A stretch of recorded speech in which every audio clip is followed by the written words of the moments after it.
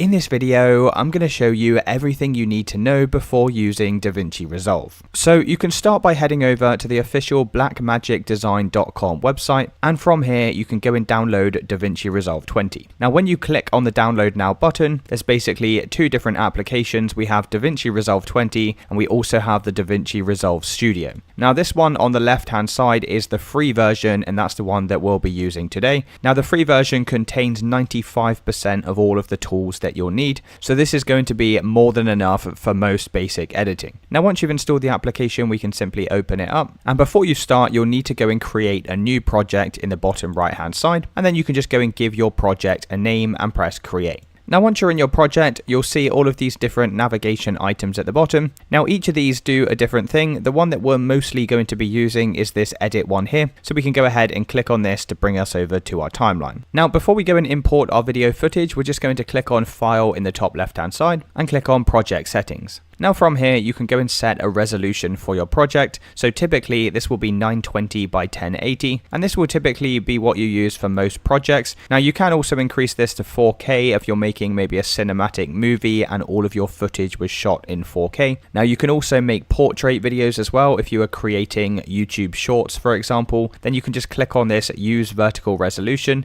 and it's going to change your video from a landscape video into portrait. You can also change the frames per second as well. Typically you want to make sure this matches your video footage. If you're not sure which one to select, just go and press 30 and then we can press save at the bottom of this screen. Now the first thing we need to do is go and import our media footage. This could be videos, audio, things like that. Now to do this you can just right click on the media pool and you can click on import media, and then you can go and select all of the video footage, photos and audio that you want to go and import. So for this demonstration I'll just be adding this video here. Now if you get this message pop up saying change project frame rate, well it's detected that your video footage has a different frame rate to the project settings. Now most of the time you want to make sure your frame rate matches your video footage, so it's always worth pressing change to this pop-up. And once you've imported your media footage, you can simply double click on it like so, and this will give you a preview window of exactly what this video looks like. Now to begin editing this video, we need to drag the media footage into the timeline, and think of the timeline as the live production unit, so anything in this timeline is what we're going to be exporting into our video. Now you can see that two different tracks were created. One of these is for our video and the second one down here is for our audio. Now you can go and preview this footage just by either moving the playhead over to the right and the left, or you can just click on this play button here and it will start playing whatever's in your timeline. Now all of the different workspaces in DaVinci Resolve, you can resize them to give you more space on the screen. So for example, the video tracks down here, I can either increase or decrease the size. You can also do the same for the preview window as well. You can also hide items as well to allow yourself more space. So for example, if I click on media pool in the top left hand side, you can see that it will hide the media bin over in this left. You can just make this reappear by clicking back on the media pool. So the first thing you're probably going to want to do is go and edit your video footage. So maybe you want to make it smaller or shorter, or you want to cut out the middle, for example. Well, what I like to do is just go and select both of my video clips like this, and then you want to make sure this link icon here is selected. And what that's going to do is when we click on our video footage, it's going to make sure that both the audio and the video are selected together. This is really important because then when we make splits to our edits, it's going to apply this to both of the sections. So I'm just going to split this video footage into two here. I'm going to move the playhead to where I want the split effect to begin, and then you can just use this blade edit mode tool, and then you can simply select where you want these two clips to be split. So as you can see, because this link tool was selected, it's made a split in both the video and the audio footage. And then what you could do is press the delete key on your keyboard and it's going to get rid of that first section. Now you can also make splits in the middle of your footage just like before, and then we can click back on this selection tool and you can resize the video footage either to the left or to the right depending on what parts of the video you want to clip. Now all of the different footage here you can also reposition just by dragging on it like so. If you make a mistake and you want to go back, you can always click on edit in the top here and press undo. Now you can also move your video footage on top of another video.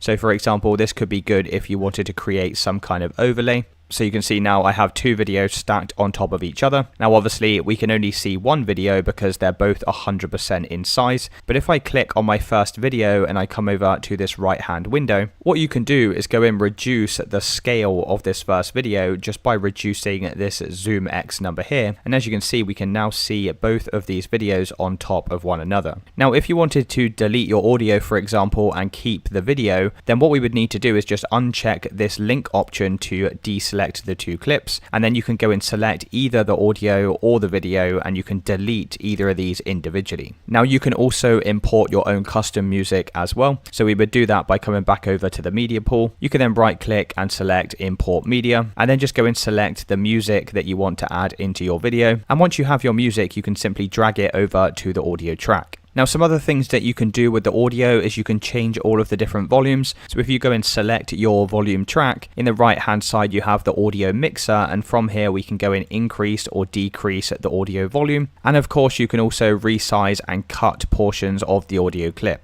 Now you can also make your audio fade in and out. So if you hover over, you'll see this white hand icon in the top left hand side, and you can basically drag this over to the right and it will create a kind of fade in effect. You can also do the same for a fade out effect. So if I scroll all the way to the right hand side here, you'll see this white icon once again, and we can drag this over to the right and this will fade out our audio. Now the number here indicates the duration of the fade effect. So typically you would only want to fade your audio for the first few or last few seconds. Now you can also add other things to your videos such as text. So to do that we'd need to click on effects next to the media pool, and if we just make this slightly bigger so we can see it a little bit better, you can see we have this thing here called titles. Go and click on this and we'll have a bunch of different templates that we can use for our text. So if you click on the drop down arrow, we have titles and also subtitles as well. So once you find one of these text effects that you like the look of, you can simply drag it over to your timeline, and as you can see we now have this basic title on the screen. Now to edit this, simply click on the text layer, and then in the right hand window is all of your different text effects. So from here you can go and change what your text says. You can also change things such as the color and also the sizing of the font. Now the last thing you really need to know is about transitions. So if you're moving from one video clip to another, then what you can do is add a transition to that video to make the playback smoother. Now to do this, in the top left hand side on effects, you can click on video transitions. Now there's a bunch of different transitions to choose from, and what I'm going to do now is cut my video into two different parts, and I'm going to show you how this works. So when you have two video clips like this side by side, then what you can do is drag the transition to the middle of these two clips, and it's going to apply the transition between these. And then of course you can play the video footage back so you can see exactly what this looks like. Now one other feature that you may also want to be aware of is color grading your video footage. So you can do that by clicking on the color tab in the bottom navigation, and here's where you can go and apply different colors and different brightness and things like that to change the visual appearance of your video footage. Now I won't get into that in this video as it can get quite complicated, but there's plenty of videos online where you can learn more about color grading. Now once you finish with your video project, to go and start exporting your video, we need to click on deliver in the bottom navigation, and this left hand side is all of your different project settings. So you can go and give your file a name. You can also change the save location by clicking browse and then select a folder where you want to save this exported video to. If you scroll down to format, you typically want to change this to MP4, and everything else here I just like to leave it as the default settings, and then you can press add to render queue. You can then press render all, and that will begin exporting this video to your computer. Once it's finished, it will be saved in this location over here, and it's really as simple as that, guys. If you did find this video helpful, then let me know in the comments and I'll see you with the next